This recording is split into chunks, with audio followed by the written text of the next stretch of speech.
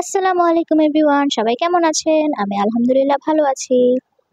তো আজকে আমি আর মা সকালে বাজারে গিয়েছিলাম। বাজারে সবজির দাম এত বেশি, দাম শুনেই মাথা ঘুরিয়ে গেছে।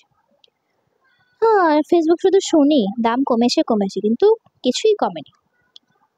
তো আজকে প্রায় অনেক কিছুই বাজার করলাম। কি কি বাজার করলাম এটা নিয়ে আজকে ভিডিও। তো আপনারা দেখতে থাকুন।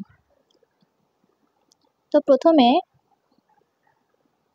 আদা আদা কিনলাম, তারপর হচ্ছে রসুন, আদা রসুন কিনলাম, তারপর হচ্ছে এখানে কি হুইল পাউডার, ধনিয়া পাতা, দেন হচ্ছে গোল বেগুন, দেন কাঁচামরিচ, তারপর দুইটা ড্রাগন ফল, ওফ অনেক মজার একটা ফল। তারপর কি আমড়া, এটাও অনেক ফেভারিট।